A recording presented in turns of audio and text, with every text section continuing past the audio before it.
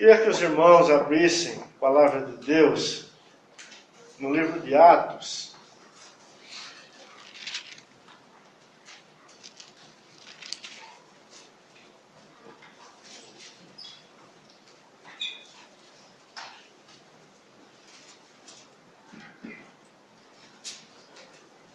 Uma vez que compartilhamos a palavra de Deus com os irmãos, nós vimos o testemunho de Estevão, nosso irmão amado. Vimos a forma maravilhosa como ele testificou do Senhor Jesus. E hoje, ainda neste livro de Atos, nós vamos olhar para mais um testemunho. Desta vez, nós vamos olhar para Tiago, viu, né? Irmão amado também, um dos 12 apóstolos do Senhor, que deixou para nós algo maravilhoso. E queremos que o Senhor, a sua graça, ministrará o nosso coração. O começo do livro de Atos, né, fala daquele momento em que o Senhor Jesus reuniu, né, os seus discípulos, um grupo bem maior do que os 12, e foi elevado aos céus diante de todos eles. Mas quando ele estava falando, né, as últimas coisas, aí no versículo 6 do capítulo 1, fizeram uma pergunta, né, pro Senhor.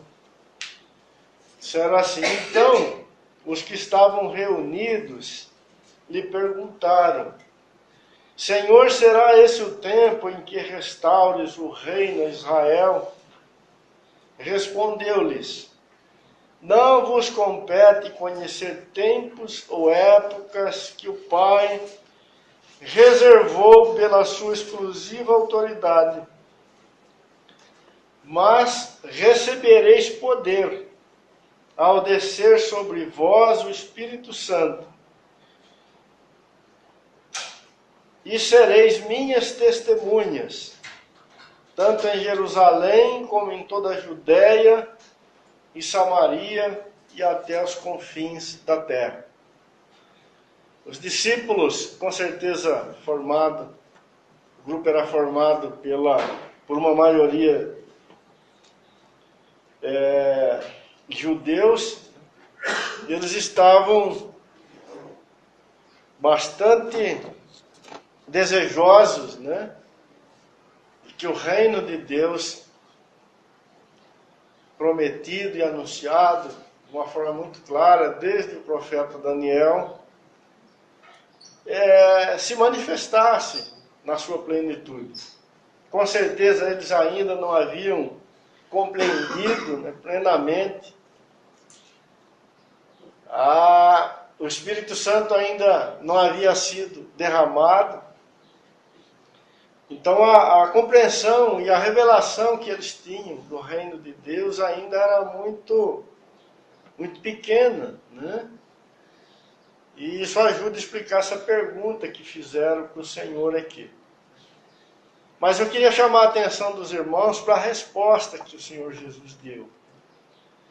Ele disse, né, aos nossos irmãos ali, que o tempo, a época em que o reino irá se manifestar de forma plena, isso está reservado, está sob, né, a autoridade exclusiva do Pai.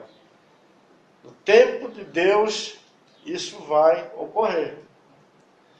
Mas o Senhor Jesus disse que algo seria, vamos dizer assim, implementado logo em seguida. E que os discípulos deveriam direcionar, né, o coração deles para aquilo que viria da parte de Deus rapidamente. E aquilo que viria rapidamente está aí no versículo 8, né? É como se o Senhor Jesus estivesse dizendo, olha, deixe a questão do reino nas mãos do Pai e preste atenção no que eu vou dizer, né? A próxima fase, o próximo passo, ou seja, o próximo momento, assim que o Espírito de Deus for derramado, será a hora então do testemunho, ou o momento em que vocês vão dar testemunho de mim. Começando aqui por Jerusalém, Judéia, Samaria e até os confins da terra. Então o livro de Atos, de uma certa forma, ele registra, né, esse testemunho que os apóstolos e os primeiros discípulos começaram a dar a partir do dia de Pentecostes. E esse testemunho continua sendo dado até hoje pelos filhos de Deus. E ele vai continuar, permanecer sustentado, dirigido, fortalecido pelo Espírito Santo até o dia em que o Senhor se manifestará na sua glória. E vimos, né, na outra ministração, Estevão dando testemunho do Senhor Jesus. E vimos as dificuldades, né, que ele enfrentou. Vimos a maneira, né, como ele foi tratado em função do seu testemunho. Mas nos alegramos, né, vendo a forma maravilhosa com que o Espírito de Deus conduziu a vida dele. E ele com certeza cumpriu a sua carreira e na vida dele, né, foi alcançado esse testemunho que o Senhor Jesus fala aqui. E hoje nós vamos ver então esta mesma verdade na vida de Tiago. Então vamos lá para o capítulo 12 deste livro de Atos.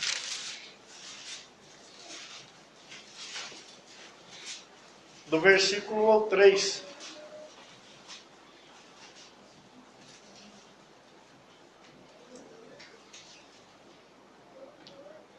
Este Tiago aqui é o Tiago, irmão de João, um dos filhos de Zebedeu.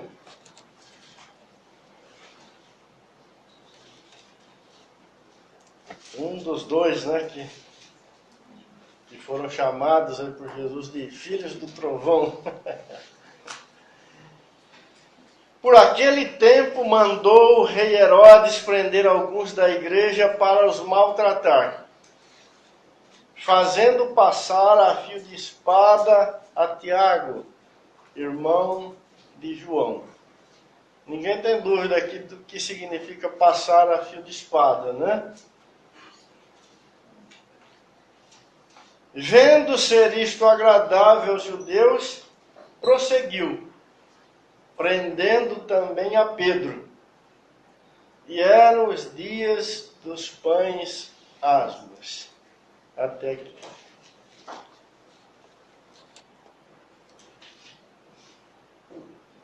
Eram os dias dos pães asmos. Inicialmente, eu queria chamar a atenção dos irmãos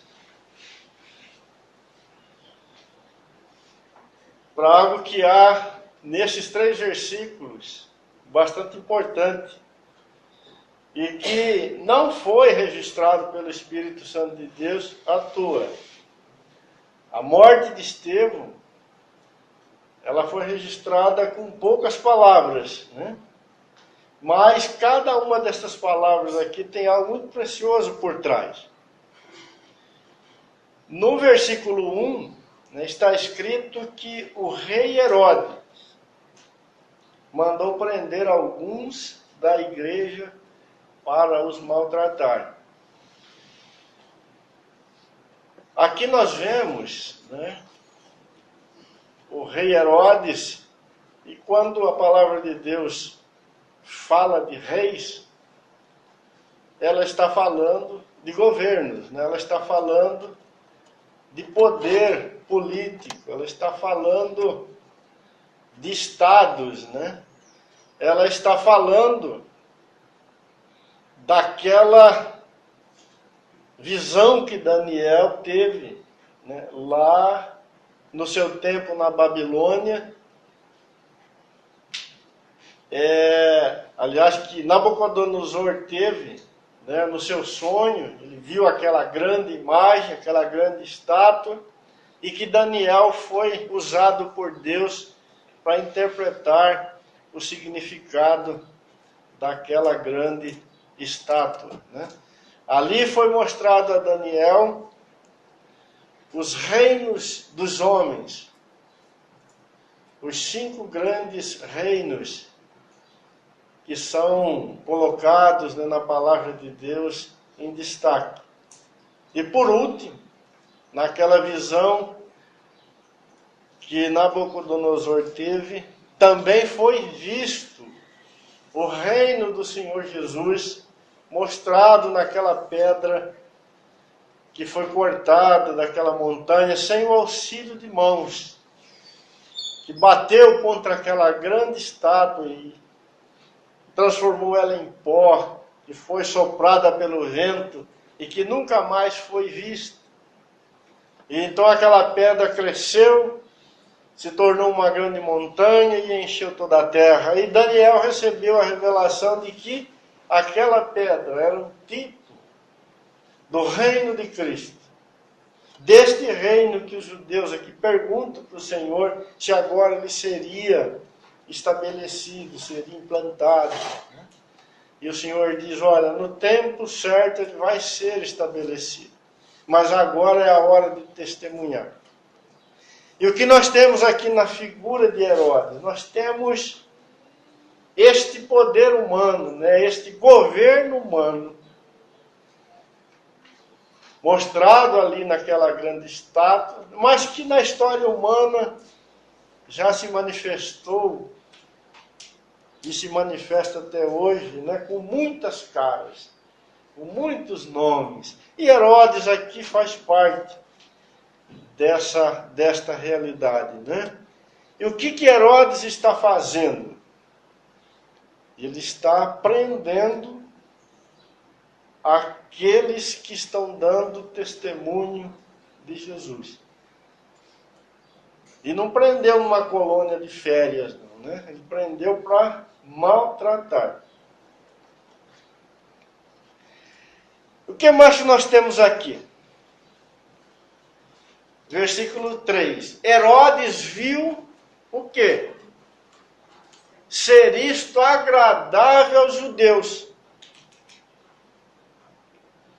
Aqui nós temos um outro poder. Nós temos o poder religioso.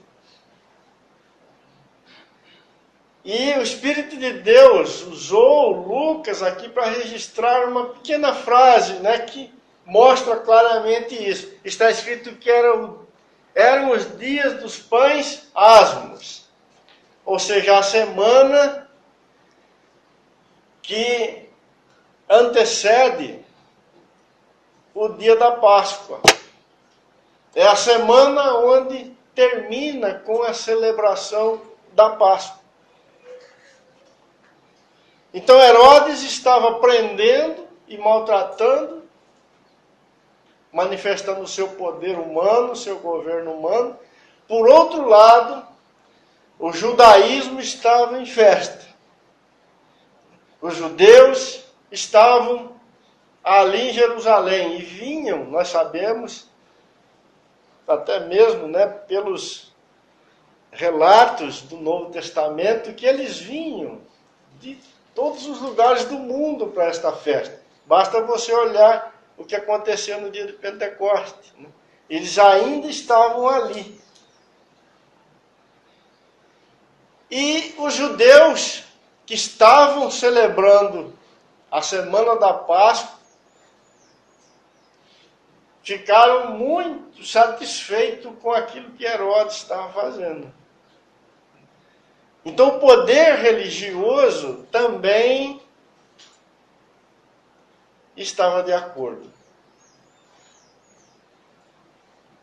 Ou seja, aquilo que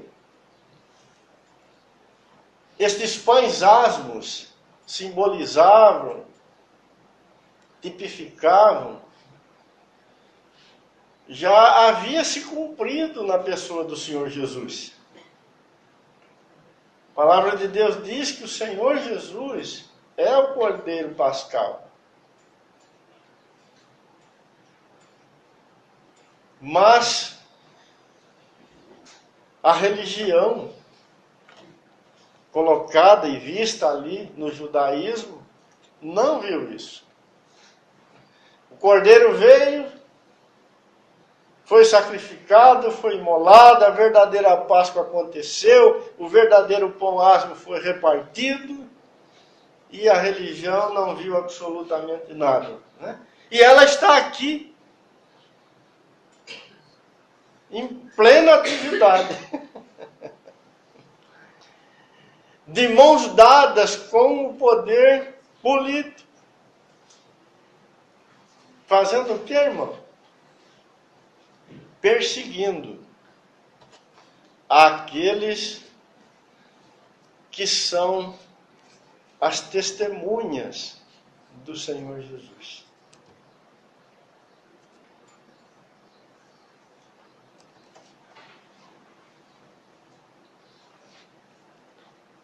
Podemos dizer que aqui neste quadro, né, Herodes e o judaísmo, eles são personificações dos reinos das trevas, que são inimigos de Cristo. Eu queria que você voltasse um pouquinho, capítulo 4 de Atos.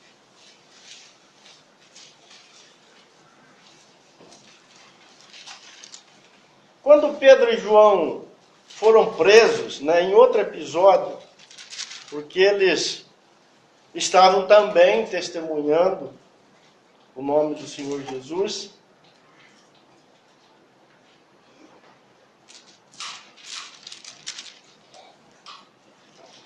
que eles haviam curado um coxo em uma das portas do templo. Veja o que aconteceu com Pedro e João numa outra ocasião. Atos 4, vamos ler a partir do versículo 23. Eles foram presos, né?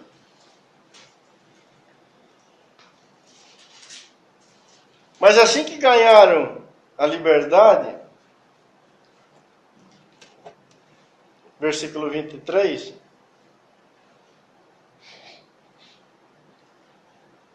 uma vez soltos, procuraram os irmãos e lhes contaram quantas coisas lhes haviam dito os principais sacerdotes e os anciãos.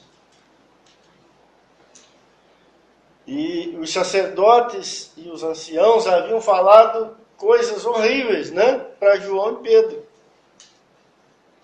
Eles tinham sido ameaçados e presos, né? E eles estão relatando aqui para os irmãos que estavam reunidos, né, estas coisas que eles tinham enfrentado. Versículo 24. E ouvindo isto, ou seja, a congregação ali dos irmãos, unânimes, levantaram a voz a Deus e disseram: Tu, soberano Senhor, que fizeste os céus e a terra, o mar e tudo que neles há, que disseste por intermédio do Espírito Santo, por boca de Davi, a nosso pai, teu servo. Então os irmãos aqui estão lembrando que o próprio Deus já disse no passado, através de Davi, que falou aqui como profeta. E o que foi que Deus disse, que eles estão agora colocando em oração diante do Senhor, naquela situação que eles estavam vivendo? Ainda versículo 25. Por que se enfurecem os gentios e os povos imaginam coisas vãs? Levantaram-se os reis da terra e as autoridades ajuntaram-se a uma contra o Senhor e contra o seu ungido. Então os irmãos aqui estão olhando a palavra profética e eles estão vendo que aquilo que foi dito por Davi estava se cumprindo ali na vida deles. Que aquela perseguição que vinha, no caso aqui, da parte das autoridades de Israel, na verdade era um levante, não uma rebelião, uma resistência contra o Filho de Deus, contra o Senhor Jesus, de quem eles estavam dando testemunho. Versículo 27. Porque verdadeiramente, olha como se cumpriu essa palavra, se ajuntaram nesta cidade contra o teu santo servo Jesus. Ué, mas eles tinham prendido Pedro e João. Mas os irmãos aqui estão olhando a palavra profética, estão dizendo, olha, na verdade eles se reuniram e se rebelaram contra Jesus, ao qual ungistes. Quem se levantou contra Jesus? Herodes, Pôncio Pilatos, com gentios e gente de Israel, para fazerem tudo que a tua mão e o teu propósito predeterminaram. Agora, Senhor, olha para as tuas ameaças e concede aos teus servos que anunciem com toda a intrepidez a tua palavra. Enquanto estendes a mão para fazer curas, sinais e prodígios por intermédio do nome do teu santo servo Jesus. Tendo eles orado, tremeu o lugar onde estavam reunidos, e todos ficaram cheios do Espírito Santo, e com intrepidez anunciavam a palavra de Deus. Então eles viam que aquilo que havia acontecido com João e Pedro era a continuação daquilo que havia acontecido com o próprio Senhor Jesus, que foi profetizado por Davi, que as autoridades, que os governos, que os reis iriam se levantar contra o ungido do Senhor.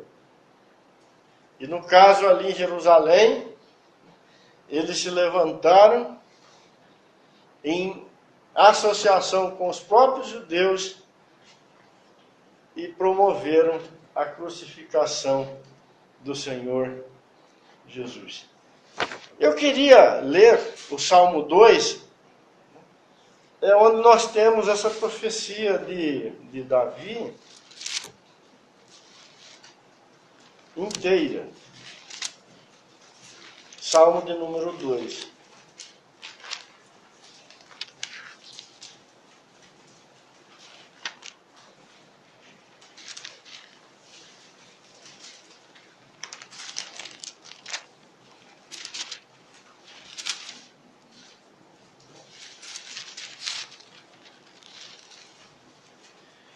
Por que se enfurecem os gentios e os povos imaginam coisas vãs?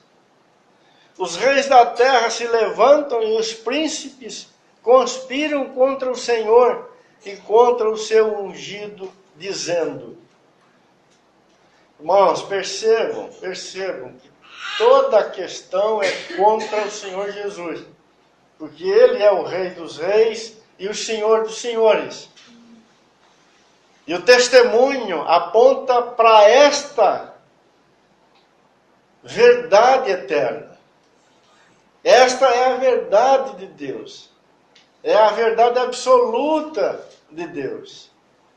Chegará um dia que toda a criação estará debaixo do governo de Deus. Não haverá, do Senhor Jesus, não haverá nada fora disso. E aqui está toda a razão, todo o motivo do diabo lutar. Porque é isto que ele combate, é isto que ele não quer. E o que dizem os príncipes? Versículo 3. Rompamos os seus laços e sacudamos de nós as suas algemas. Irmãos, deixa eu abrir um parentezinho aqui. Vocês não têm notado que há um movimento em todo o mundo? Pode ver isso em toda parte. Há uma proposta, um movimento no mundo inteiro para se abolir, para se rejeitar de forma plena, categórica, qualquer submissão ao Filho de Deus. Não há um empenho, toda parte, para se excluir, para se rejeitar qualquer ideia que esteja relacionada com o Senhor Jesus. Não está sendo proposto todos os dias para os homens, não podemos viver debaixo de qualquer orientação, de qualquer autoridade que supostamente venha dos céus, venha de Cristo. Nós precisamos assumir a nossa vida e vivermos do jeito que acharmos melhor. E ponto. Vocês têm notado isso?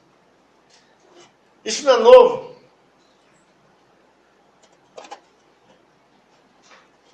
Rompamos-nos os seus laços e sacudamos de nós as suas algemas. Esta sempre foi a proposta do diabo. Homem, virem completamente as costas para o Criador. Verso 4. Ri-se aquele que habita nos céus. Interessante isso, né? A Bíblia está dizendo que Deus dá risada disso. O Senhor zomba deles. Na sua ira, a seu tempo, lhes há de falar, e no seu furor os confundirá. Por isso, irmãos, sabemos que o Senhor Jesus está às portas. Eu, porém, constituí o meu rei sobre o meu santo monte Sião. Proclamarei o decreto do Senhor. Ele me disse, tu és meu filho, eu hoje te gerei. Pede-me e eu te darei as nações por herança, e as extremidades da terra por tua possessão. Com vara de ferro as regerás, e as despedaçarás como um vaso de oleiro. Agora, pois, ó reis, sede prudentes, deixai-vos advertir, juízes da terra. Servi ao Senhor com temor e alegrai-vos nele com tremor.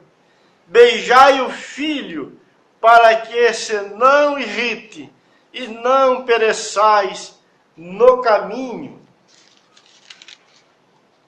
Porque dentro em pouco se lhe inflamará a ira. Bem-aventurado todos os que nele refugiam. Irmãos, que salmo tremendo. Isso está se cumprindo de forma muito real diante dos nossos olhos, irmão.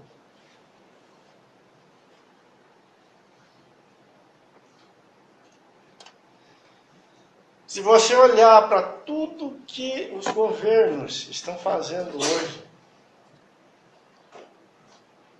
em termos de leis, de propostas, né, para os seus países, para as suas nações, você percebe que há uma sugestão para se excluir completamente a ideia de Deus.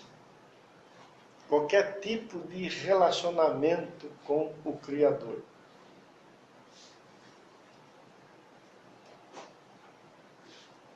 Mas este é um sinal de que o dia em que o Filho falará com estes reis e falará na sua ira,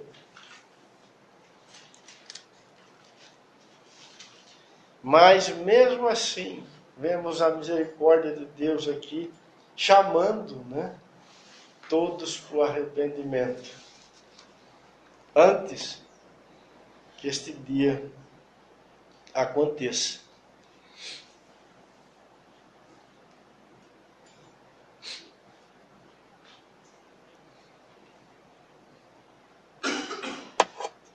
Vamos voltar para Atos 12.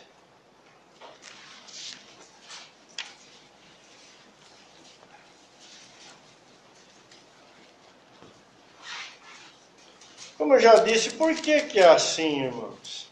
Porque quem está por trás destes reis, ou destes governos, ou deste poder humano, é o diabo. Se você pegar a estátua de Nabucodonosor,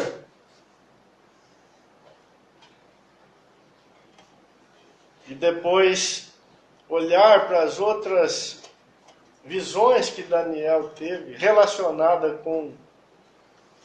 com essa estátua de Nabucodonosor, nós vamos ver Deus chamando estes reinos humanos de bestas. Eles são representados por animais ferozes.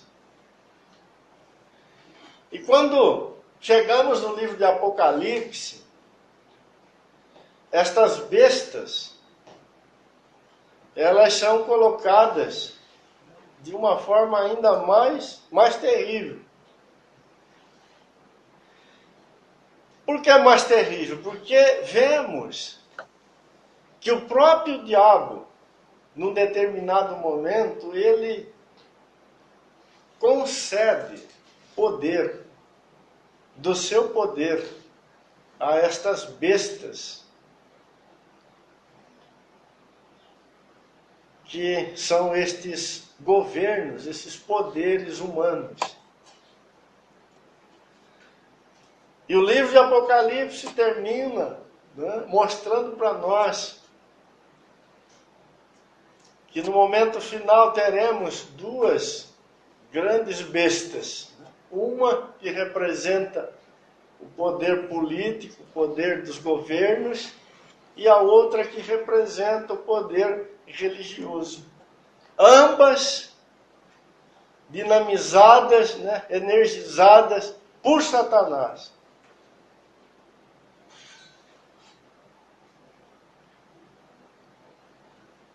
Então, por que aí no Salmos 2 nós temos esse confronto? Porque por trás desse governo humano, em toda a história da humanidade, se escondeu Lúcifer, lutando contra o propósito de Deus, de fazer do Filho o Rei eterno.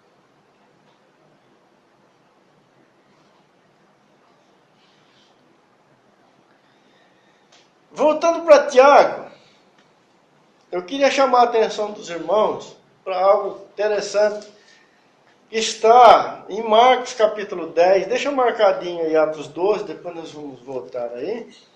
Marcos capítulo 10.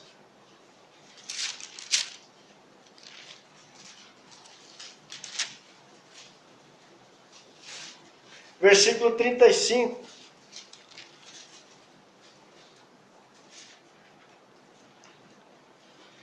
O texto diz assim: então se aproximaram dele, ou seja, do Senhor Jesus, Tiago e João, filhos de Zebedeu, dizendo-lhe: Mestre, queremos que nos conceda o que te vamos pedir. E ele lhes perguntou: que quereis que eu vos faça? responderam: permita-nos que na tua glória nos assentemos um à tua direita e outro à tua esquerda. Mas Jesus lhes disse: não sabeis o que pedis. Podeis vós beber o cálice que eu bebo, ou receber o batismo com que eu sou batizado? Disseram-lhe: podemos. Tornou-lhe Jesus: bebereis o cálice que eu bebo, e recebereis o batismo com que eu sou batizado. Quanto, porém, ao sentar-se à minha direita e à minha esquerda, não me compete concedê-lo, porque é para aqueles a quem está preparado. Ouvindo isto, indignaram-se os 10 contra Tiago e João. Mas Jesus, chamando-os para junto de si, disse-lhes: sabei que os que são considerados governadores dos povos têm-nos sob seu domínio, e sobre eles os seus maiorais exercem autoridade. Mas entre vós não é assim. Pelo contrário, quem quiser tornar-se grande entre vós, será esse o que vos sirva. E quem quiser ser o primeiro entre vós, será servo de todos. Pois o próprio Filho do Homem não veio para ser servido, mas para servir e dar a sua vida em resgate por muitos. Que coisa interessante, irmãos. Nós temos aqui Tiago, junto com o irmão dele, João, pedindo o que para o Senhor Jesus? Eles queriam, que quando o Senhor Jesus se manifestasse na sua glória, eles pudessem sentar um do lado direito e outro do lado esquerdo.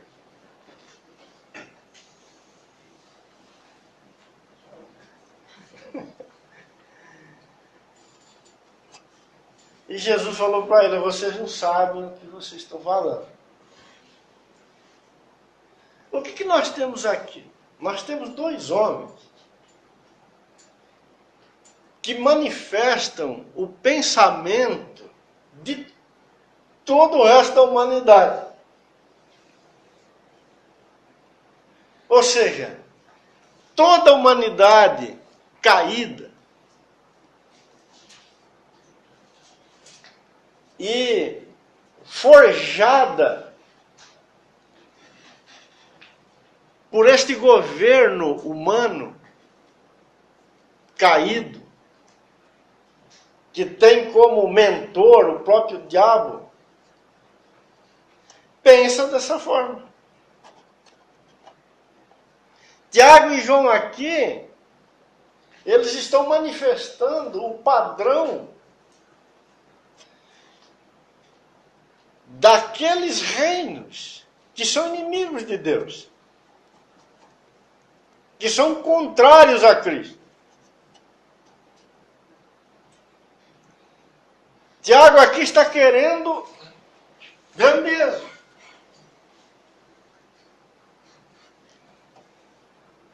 O Senhor fala para ele: você não sabe o que está pedindo.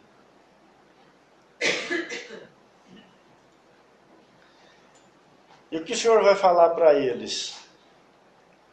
O Senhor vai falar para eles. Depois de perguntar se eles podiam beber do seu cálice e receber o batismo que ele seria batizado. E eles disseram: nós podemos. E realmente ele bebeu depois. Mas o que o Senhor fala para ele? Depois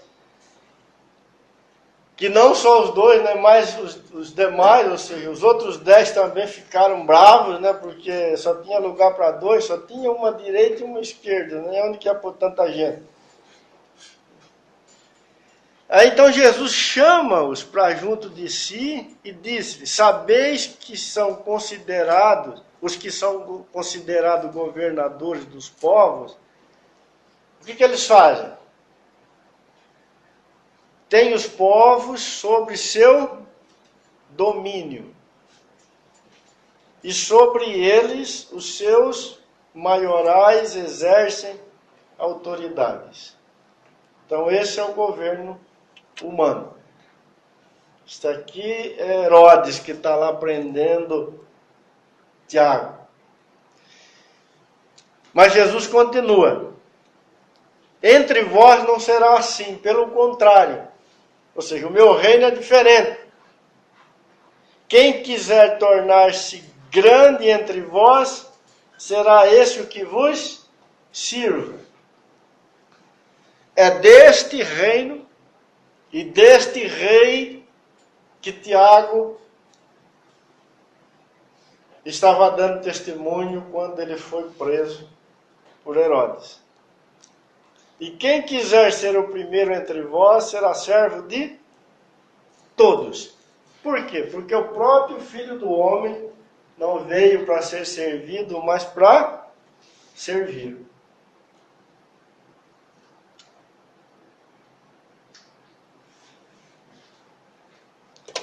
Os irmãos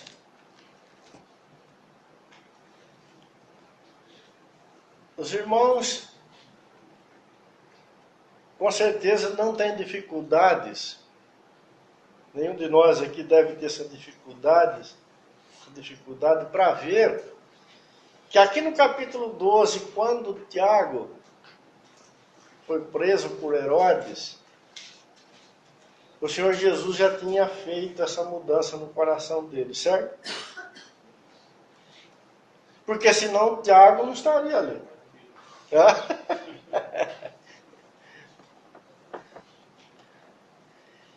Tiago já não fazia mais parte daquele reino que luta contra o Filho de Deus. Ele havia sido tirado de lá.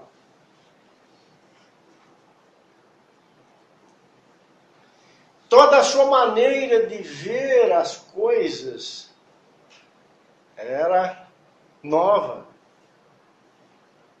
Agora ele tinha a mente de Cristo. Ele era um homem diferente.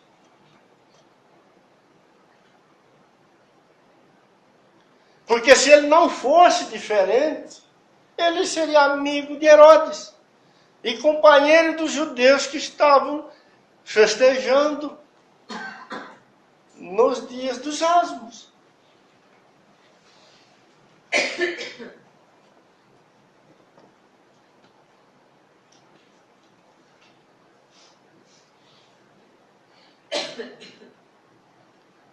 Irmãos, aqui nós temos uma coisa dramática.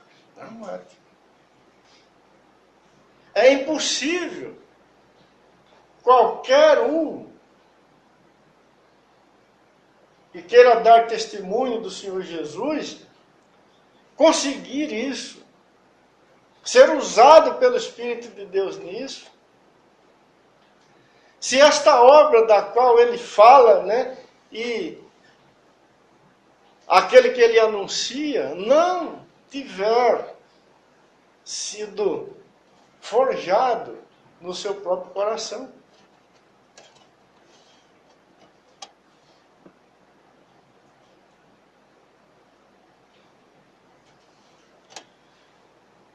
E sendo assim, a sua vida, ela se torna uma demonstração viva de que as coisas nesta terra não estão de acordo com o coração e com a mente de Deus.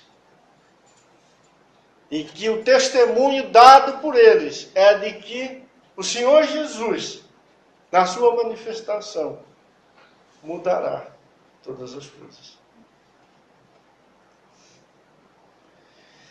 O apóstolo Paulo, quando ele escreve a sua carta a Timóteo,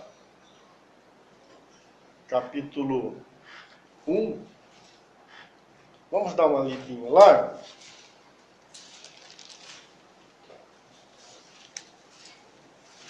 Primeira Timóteo,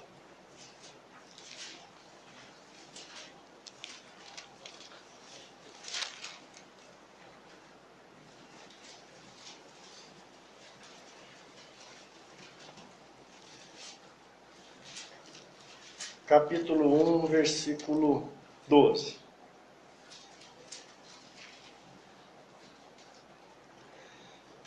Sou grato para com aquele que me fortaleceu, Cristo Jesus nosso Senhor, que me considerou fiel, designando-me para o ministério, ou seja, para o testemunho.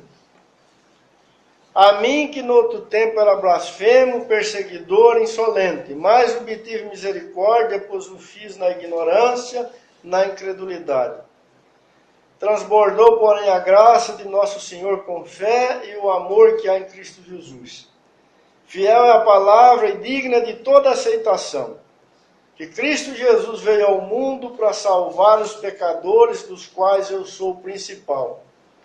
Mas por esta mesma razão me foi concedida misericórdia, para que em mim, o principal, evidenciasse Jesus a sua completa longanimidade, e servisse eu de modelo a quantos hão de crer nele para a vida eterna.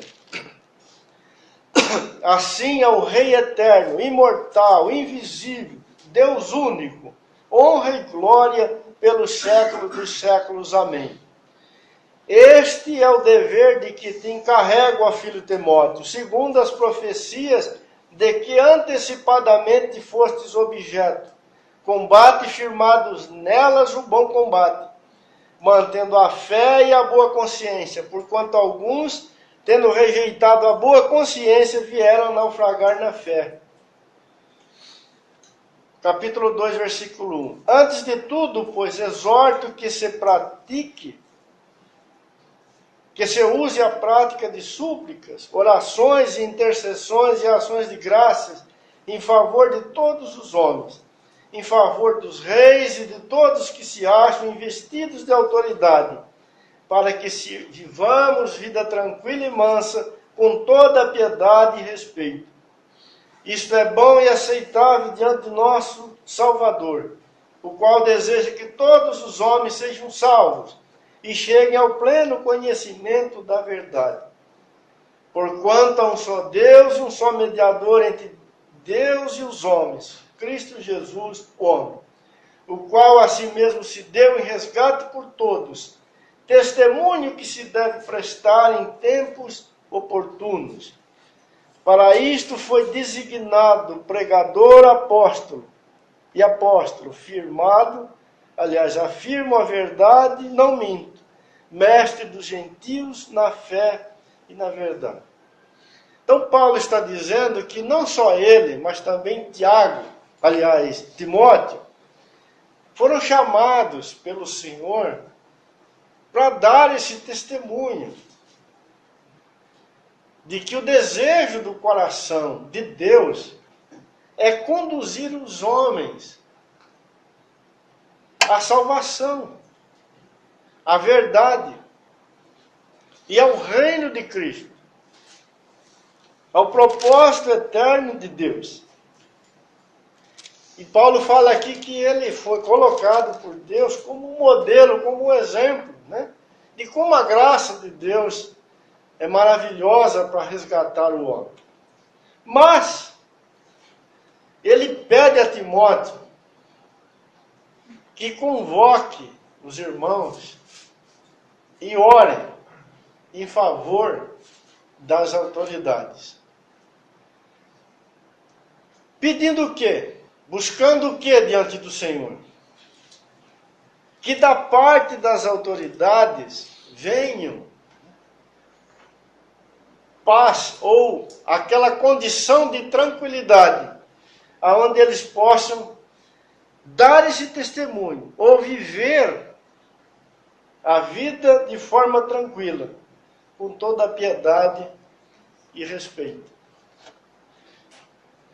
Normalmente, irmãos, se olha para este versículo fora do seu contexto e se interpreta esta palavra acreditando que o que está sendo mandado fazer aqui é orar para que as autoridades se convertam.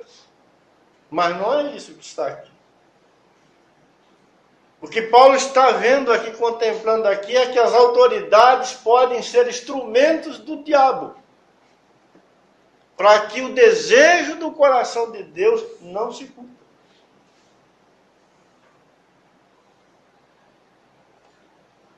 Tiago não experimentou vida tranquila quando ele cruzou com Herodes. E não só Tiago, mas o texto diz lá que Herodes mandou prender vários irmãos. Ele matou Tiago, mas prendeu vários. Depois prendeu Pedro e ia matar Pedro também.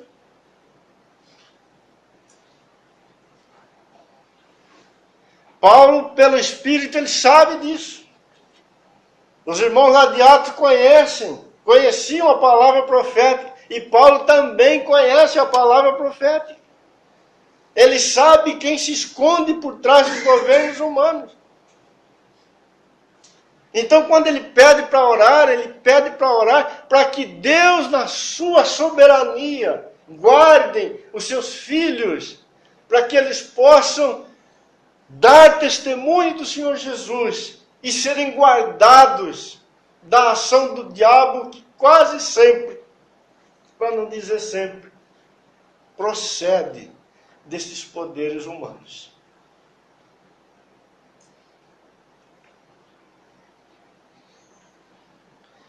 Alguém pode dizer, mas aqui no Brasil, o Temer não está mandando prender ninguém, cortar o pescoço de ninguém.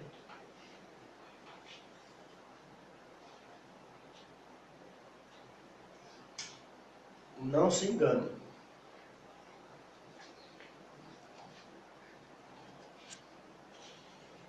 Se você prestar atenção nas leis que estão sendo feitas, não só no Brasil, mas mundo afora,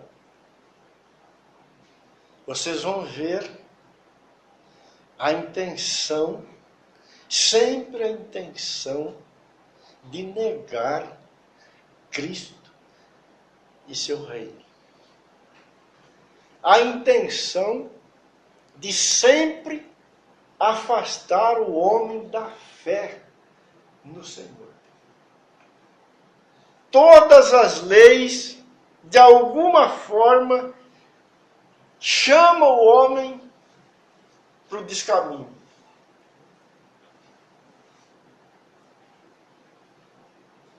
É uma leizinha aí só para fazer um banheirinho diferente nas escolas. O que é isso?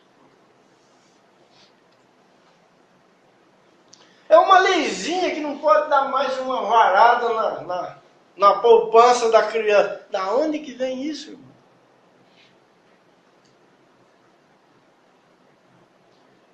É uma leizinha que se o pai der um safanão no filho adolescente que é mal educado, ele pode ser chamado lá no fórum, na frente do juiz, e ser colocado até na cadeia. Da onde que vem isso? É uma leizinha que aquele que está dando testemunho de Jesus não pode falar que o homossexualismo é pecado. Da onde que vem isso?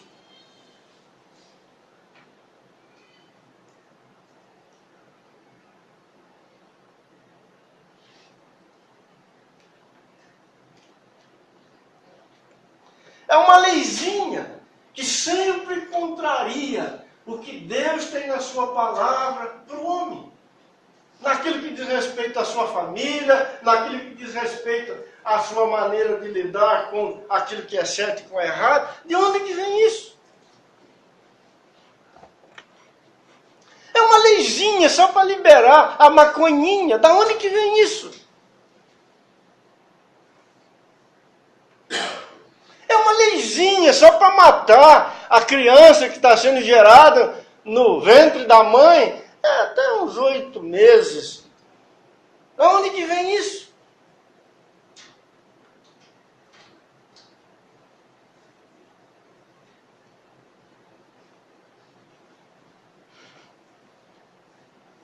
É uma leizinha que tem que se ensinar na escola que o homem é fruto de um processo evolutivo. E que se um professor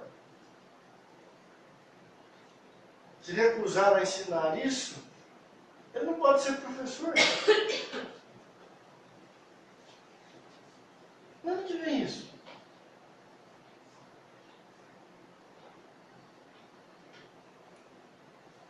mestre dessa destruição.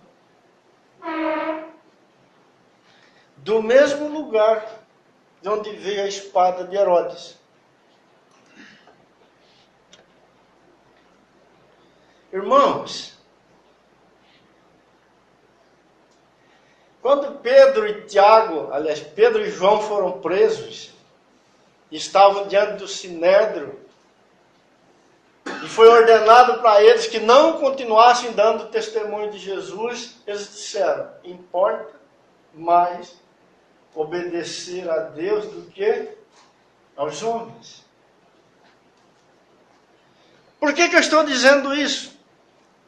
Porque todo aquele que, por obra do Espírito de Deus, no seu coração, na sua vida, se entregar ao Senhor para ser testemunha dele aqui nesta terra, vai ter problema com as leis do Estado, seja ele de que lado do mundo for.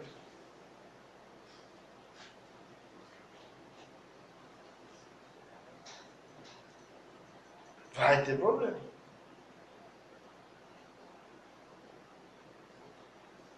Você acha que a maneira como o Estado brasileiro está propondo ensinar, educar os filhos, as crianças, aqui no Brasil, procede do Senhor Jesus? Será que essas crianças que estão sendo formadas aí na escola vão amar o Senhor Jesus? Vão crer no Senhor Jesus? Vão buscar o Senhor Jesus? Não vão, querido. A grande chance das crianças, das nossas crianças, é se tornarem loucos. Não se iludam.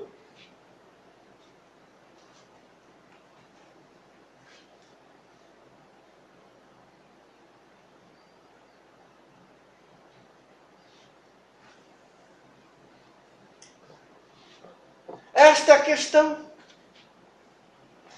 Tiago viveu uma parte da sua vida, uma boa parte da sua vida, com todo um pensamento, com toda uma ideia, com toda uma forma de ver a vida, que era exatamente a mesma de Herodes. Ele queria sentar do lado direito do Senhor.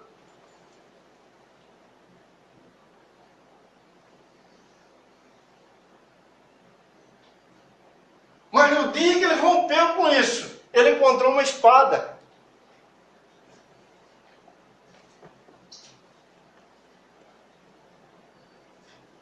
Uma espada violenta.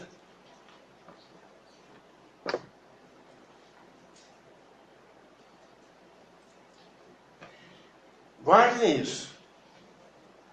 Se isso demorar um pouco para acontecer, os mais velhos aqui não vão estar por aqui. Mas os mais jovens, guardem isso.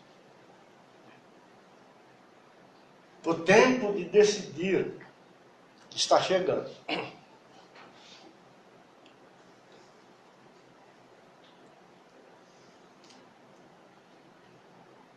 Vai chegar uma hora, queridos, que não vai ser mais possível negociar.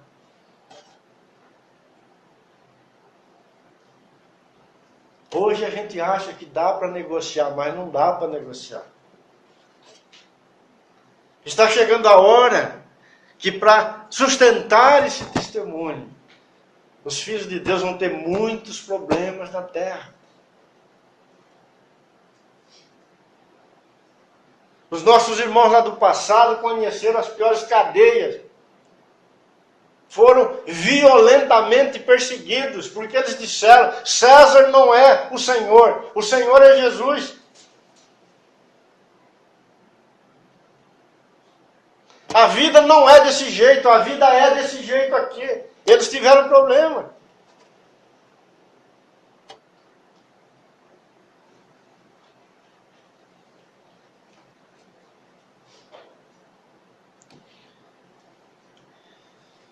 Nós não temos muito tempo aqui para continuar. Vocês vão ver que aí mesmo no capítulo 12, depois do versículo 20, Herodes é julgado por Deus. Ele morre comido por bichos. Quando moradores cidades que tinham negócios com o rei, e um discurso do rei, consideraram Herodes uma divindade, né? Disseram que ele falava como um deus. Diz que na mesma hora, um anjo feriu Herodes. E ele foi comido por bichos. Capítulo 12, verso 23. O Senhor vai julgar os reinos da terra, mas no seu tempo. Mas até que esse dia não chegar, a igreja é chamada para ser testemunha de Jesus. Ser testemunha. Eu quero ainda colocar mais algumas coisas para os irmãos. Nós vimos aí que o poder religioso também estava presente ali.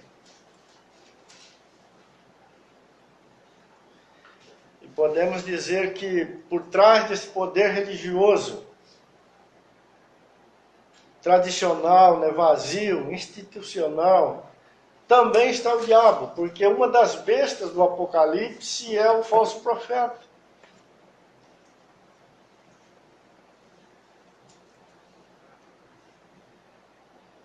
Que também luta contra o Senhor Jesus.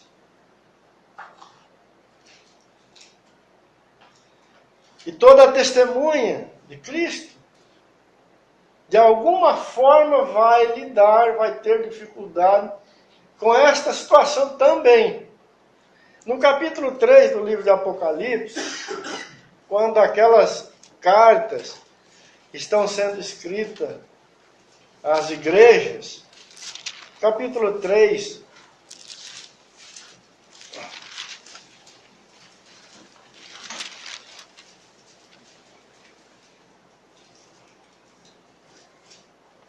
versículo 9.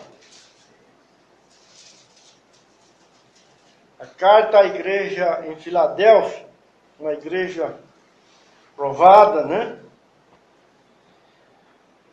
Deixa eu ler a partir do 7. Ao anjo da igreja em Filadélfia escreve: estas coisas diz o santo, o verdadeiro, aquele que tem a chave de Davi, que abre e ninguém fechará, e que fecha e ninguém abrirá.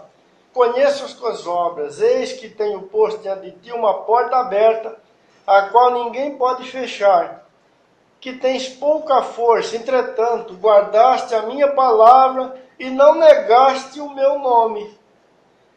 Eis, farei que alguns dos que são da sinagoga de Satanás, desses que a si mesmos se declaram judeus e não são, mas mentem, eis que os farei vir e prostrar-se aos teus pés e conhecer que eu te amei, meu Senhor. Então o próprio Senhor está dizendo que a igreja de Filadélfia, uma igreja que o Senhor disse que ela tinha pouca força, mas apesar de sua pouca força, era fiel e tinha guardado o seu nome, o seu testemunho, ali junto com ela existia uma sinagoga de Satanás, que era composta por alguns que se diziam judeus e que não eram.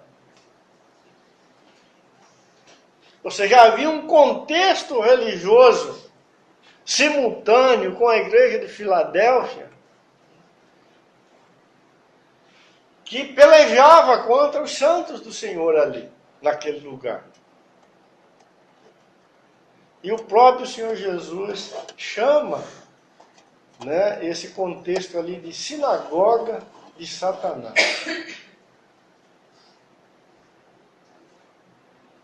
Eu imagino, né, as muitas dificuldades que os nossos irmãos tiveram ali, a que pudessem manter, né, o testemunho deles naquele lugar. Se você olhar para Atos capítulo 5, eu queria que você voltasse para lá, para olhar mais esse texto.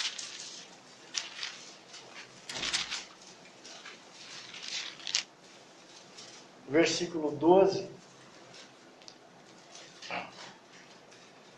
Muitos sinais e prodígios eram feitos entre o povo pelas mãos dos apóstolos. Vocês se lembram de Hebreus capítulo 2, se não me falha a memória, versículo 4, quando o autor, exortando os irmãos, diz que o próprio Deus confirmou a palavra do testemunho que foi anunciada a eles, hebreus, realizando sinais, prodígios e vários milagres. Vocês se lembram disso? Aqui está a igreja. E o que ela está ministrando é estes sinais, esses prodígios, esses milagres que o próprio Deus está fazendo através dos irmãos, dando testemunho de Jesus.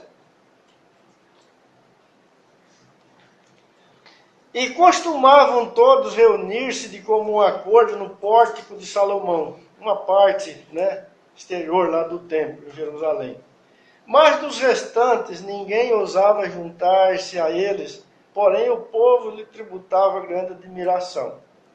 Aí crescia mais e mais a multidão de crentes, tanto homens como mulheres agregados ao Senhor, a ponto de levarem os enfermos até pelas ruas e os colocarem sobre leitos e macas, para que ao passar Pedro, ao menos a sua sombra se projetasse em algum deles. Afluía também muita gente das cidades vizinhas a Jerusalém, levando doentes, atormentados de espíritos imundos, e todos eram curados. Mas veja o que aconteceu, versículo 17.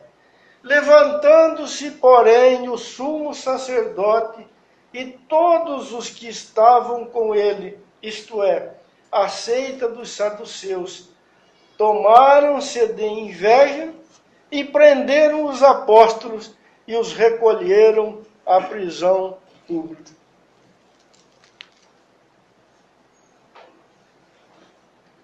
O sumo sacerdote, todos os seus companheiros de ministério e a seita inteira dos saduceus não dão boas-vindas àquilo que o próprio Deus está fazendo através da igreja. Mas resistem o testemunho do Senhor Jesus. E pegam, lançam mão dos apóstolos e colocam eles na prisão.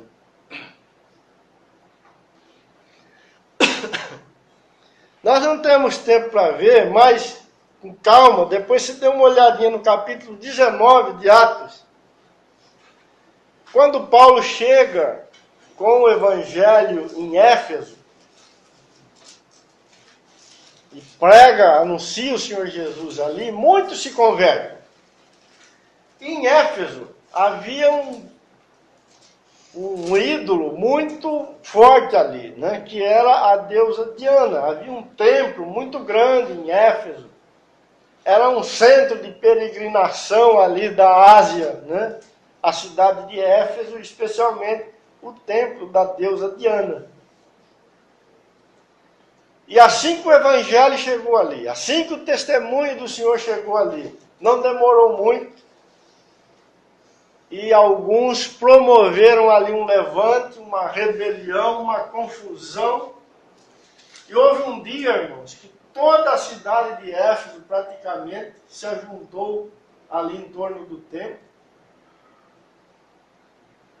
E Paulo não foi espedaçado, e os que estavam com ele a mesma coisa, porque alguns irmãos ali na cidade foram rápidos, ajudados, né, pelo Senhor, e conseguiram esconder Paulo tirar Paulo e os demais daquela confusão, porque senão eles teriam sido mortos. E a palavra de Deus fala ali que aquele povo, num determinado momento, começou a gritar o nome da deusa Diana, e eles fizeram isso por 2 horas sem parar. Pense um negócio desse.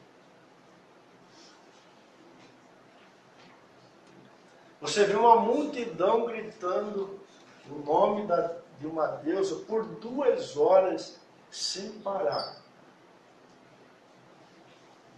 Quanto dura um jogo de futebol? É bem parecido, meu irmão. Esse negócio não é novo.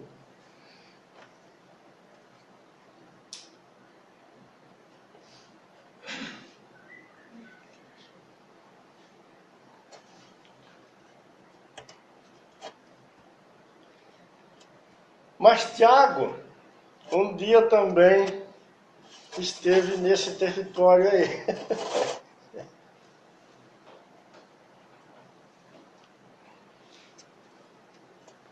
Lucas capítulo 9 registra um momento em que o Senhor Jesus está indo para Jerusalém. Lê para nós, Celso. Lucas 9, do versículo 51 até o 56.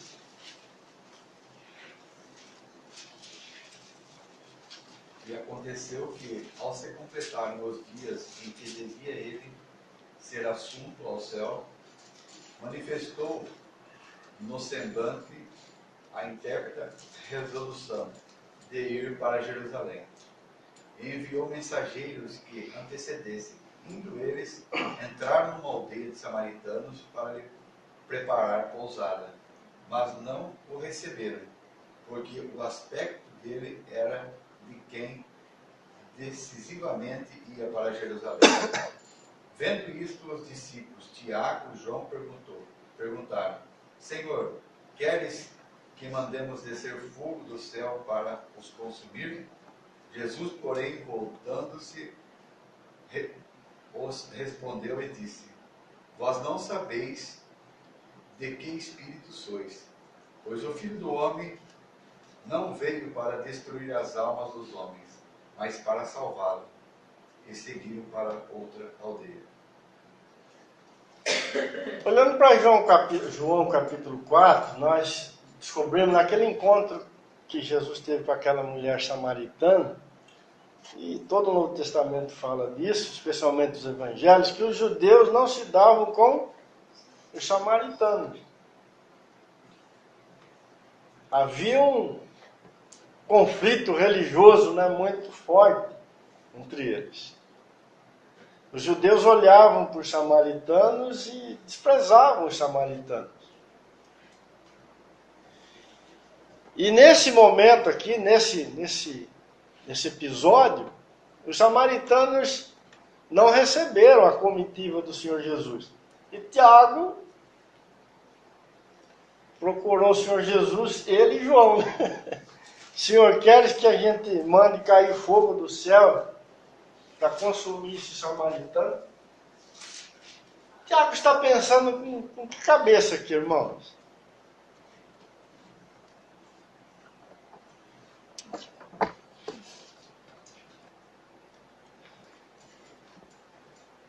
A cabeça dos sacerdotes, dos fariseus, dos saduceus. O Senhor Jesus lembra a eles, em forma de pergunta, né? Vocês não sabem que espírito sou? Eu não vim para destruir as almas dos homens, mas eu vim para salvar os homens.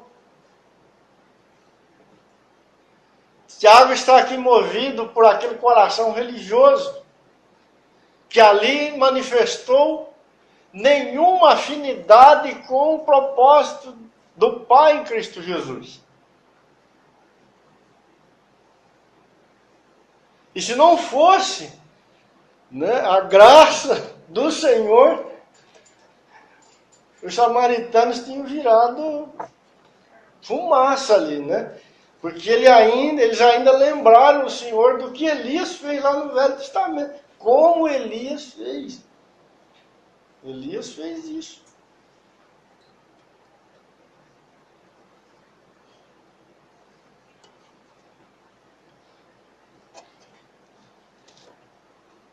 Vocês se lembram o que fizeram os fariseus com aquele cego de nascença que foi curado por Jesus? Está ali no capítulo 9 do Evangelho de João.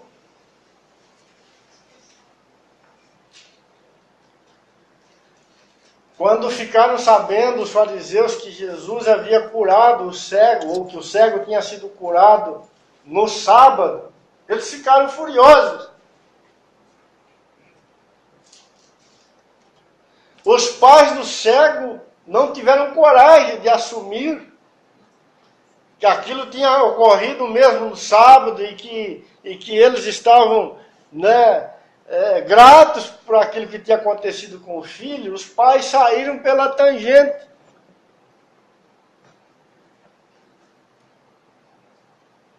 Mas o cego,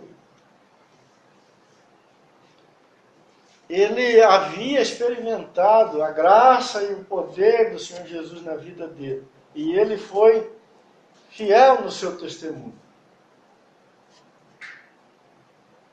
Ele pôde dizer para aqueles fariseus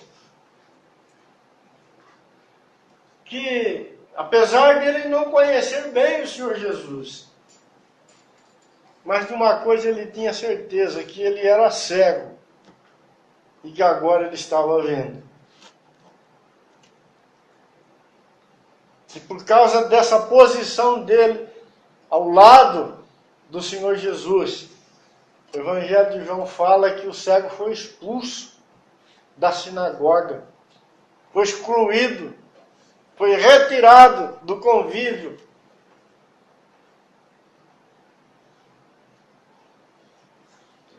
Irmãos, Tiago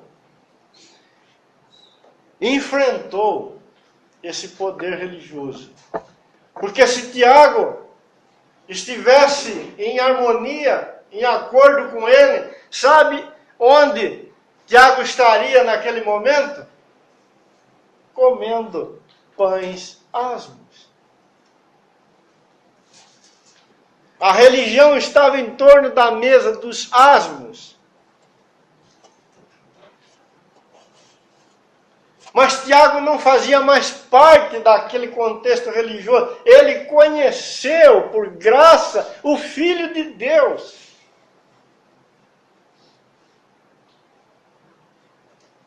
Mas por ele conhecer o Filho de Deus de verdade, quando Herodes cortou a sua cabeça,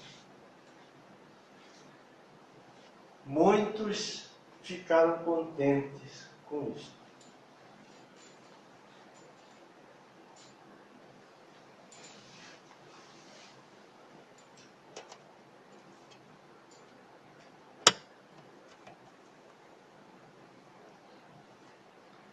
Vocês acham que isso acabou, irmãos?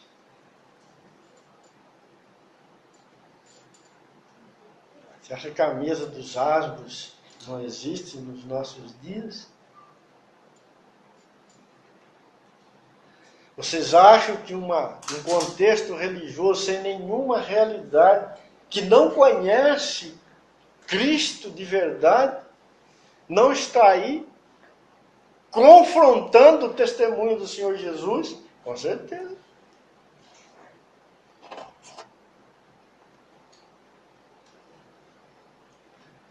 Se você olhar para a carta que Paulo escreveu aos Colossenses, nós vamos dar uma olhadinha para esse texto, com ele nós vamos encerrar, capítulo 2.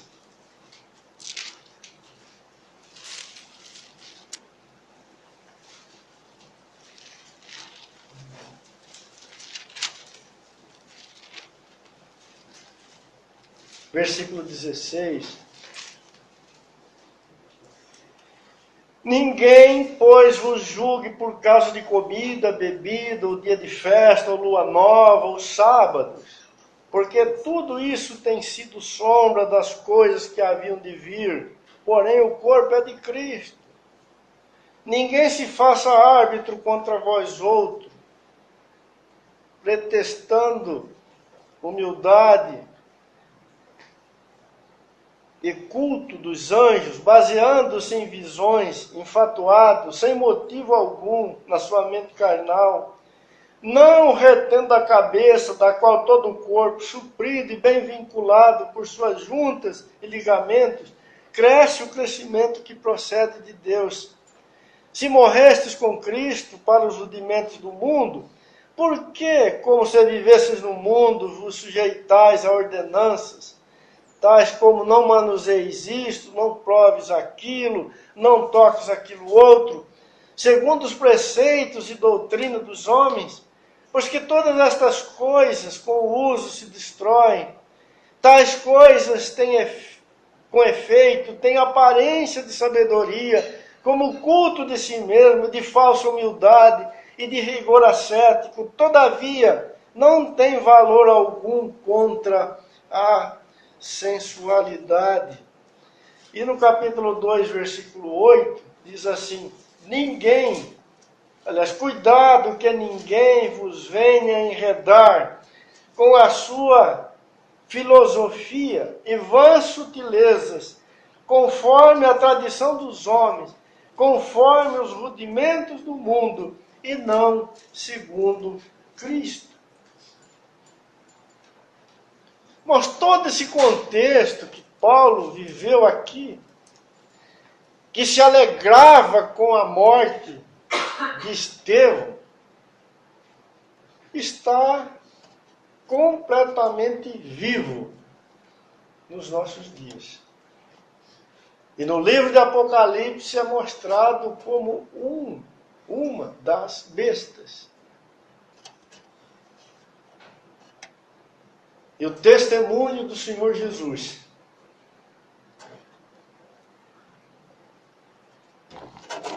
tem que ser dado diante dela.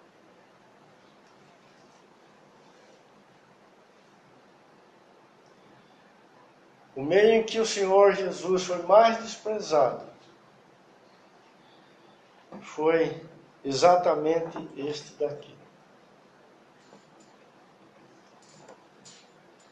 Aqueles que tinham as Escrituras nas mãos e frequentavam o templo em Jerusalém, para aqueles que mais desprezaram o Filho de Deus. O homem dos nossos dias, ele é bastante religioso. Ele tem amado a religião. Mas esse poder religioso não quer saber do Filho de Deus. E se você olhar para a última carta das 7 que temos no livro de Apocalipse, nós vamos ver que o testemunho do Senhor Jesus nos últimos dias será bastante prejudicado, será enfraquecido, perderá bastante do seu vigor, pois esta marca de separação entre o que é verdadeiro e o que não é verdadeiro, entre o que é real e o que não é real, será bastante perdida no meio do povo de Deus.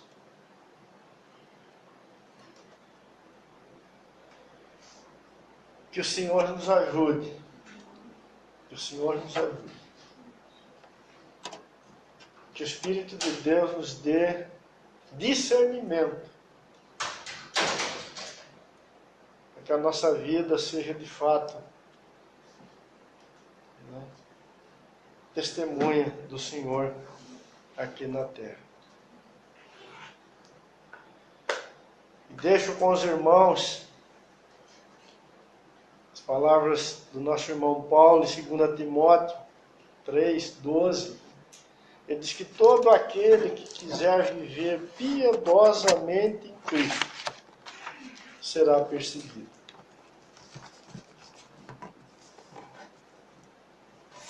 Será desprezado.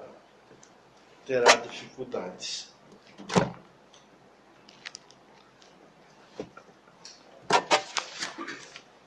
E na hora certa, no momento certo, você descobrirá isso. Porque todas as testemunhas do Senhor Jesus tiveram que enfrentar este poder religioso. Sem exceção. Que o Senhor nos ajude e nos conduza na sua